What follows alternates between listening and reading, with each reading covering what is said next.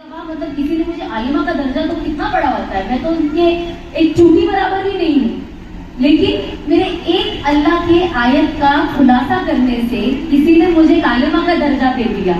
तो जब आप अल्लाह के दावत के लिए निकलोगे तो कितनी बड़ी बात होगी। जब मैं बैंगलोर गई थी, मैंने 6 रोजे लगाए, 3 दिन की जमात में मैं गई थी। एंड आई रिमेम्बर वहाँ पे बहुत अच्छी आलिमा अबाव से मेरी मुलाकात हुई, जो लुल्लू मैम की, वहाँ पे बहुत बड़ा उनका मदरसा है, उनकी आई थिंक भाभी से मैं मिली थी। तो वो मुझे बता रहे थे, बोले पता है एक इंसान की जन्नत कितनी बड़ी होती है, जो सबसे आखिरी जहन्नम से निकलेगा ना, उसकी जन्नत की दुनिया कितनी बड़ी है, उसकी 7 गुना ज्यादा होगी। तो आप सोचिए नेक इंसान की जन्नत क्या होगी, जो दीन को सही से फॉलो करेगा उसकी जन्नत क्या होगी। तो आलिमा आपा ने बताया, आपको पता है क्या है, जो इंसान दीन की दावत करेगा उसकी जन्नत, इसकी जन्नत जो 7 गुना ज्यादा होगी कंपेयर टू दावत करने वाले की जन्नत ऐसी होगी जैसे कांटे का रेशा। इतना मतलब उसकी जन्नत इतनी छोटी होगी जो हमें इतनी बड़ी लगेगी। मतलब दावत का काम अल्लाह को इतना पसंद है। और दावत का ये मतलब नहीं है यहाँ आज इधर बैठी हूँ मेरे सामने 100 का मजमा हो या हजारों का, नहीं, आपके घर में आपकी औलाद के साथ भी जो तालीम है ये भी दावत है ना। आप अपने बच्चों के साथ, अपने घर वालों के साथ, अपने दोस्तों के साथ जो भी दीन की बात करते हो ये भी दावत है। आप दाई ही कहलाओगे एज लॉन्ग एज आपके अंदर एक दर्द हो कि अल्लाह इससे हम सबकी मग़फ़िरत फरमा। देखिए अनफॉर्चुनेटली फॉर्चुनेटली क्योंकि हम मुसलमान हैं, हमारे दिल में कलमा है।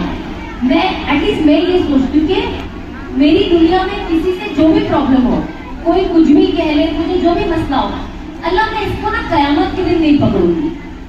क्योंकि मैं जब चाह, मुझे पता, हम इंसान सोचते हैं कयामत के दिन खौफनाक होगा, हर कोई जन्नत जानना चाहेगा, कितने प्रॉब्लम लेकर इंसान आएगा अल्लाह सुब्हानहू व तआला के पास, उनकी लिस्ट कितनी बड़ी होगी। अब मैं सोचती हूँ मैं मेरे एक प्रॉब्लम की वजह से, जब मुझे किसी ने बताया कि रसूलुल्लाह सल्लल्लाहु अलैहि वसल्लम जब तक उनकी हर एक उम्मती का, उम्मत में जितने भी लोग हैं, जब तक सबका हिसाब किताब नहीं होगा वो जन्नत की तरफ रवाना नहीं होंगे। तो मैंने सोचा अब मैं इतनी गुनाहगार होने के बाद मैं रसूलुल्लाह सल्लल्लाहु अलैहि वसल्लम को रुकाऊंगी, क्योंकि मुझे इस इंसान से मसला है।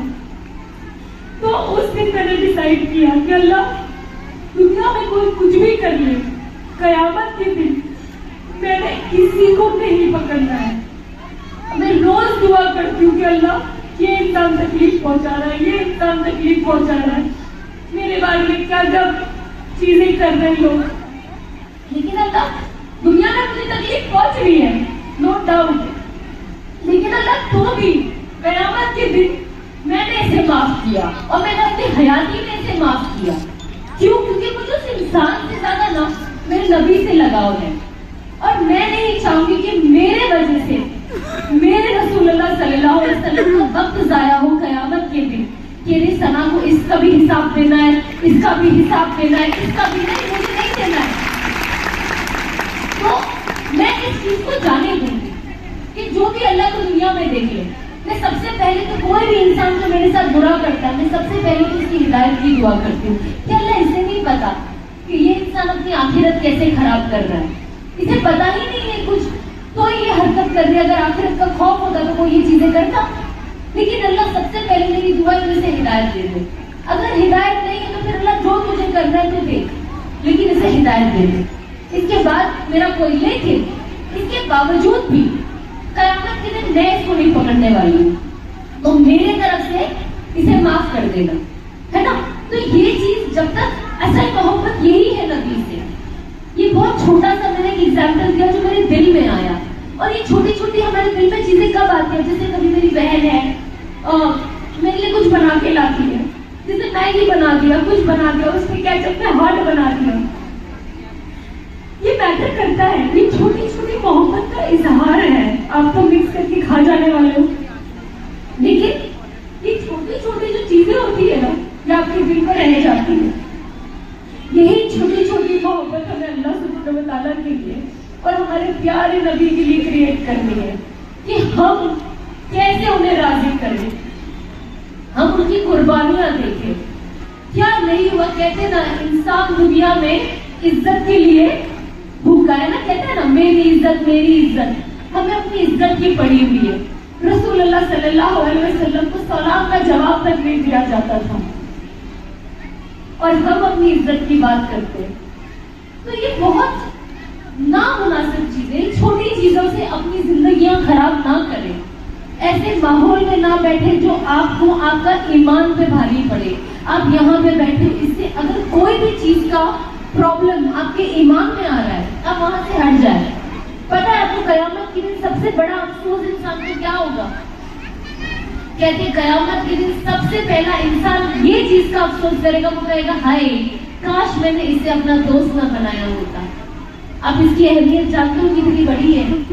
आज जितने भी लोग यहाँ पे आधे से ज्यादा बर्बाद है ना, वो एक गलत संगत में रहकर बर्बाद है, गलत दोस्ती यारी में रहकर बर्बाद है। मुझे अभी भी याद है जब मुझे अपनी जिंदगी बदलनी थी, मैंने किसी को कहा कि मैं चाहती हूँ कि मेरा रिस्क हलाल का हो और मैं हलाल कमाऊं, मुझे हराम नहीं कमाना है।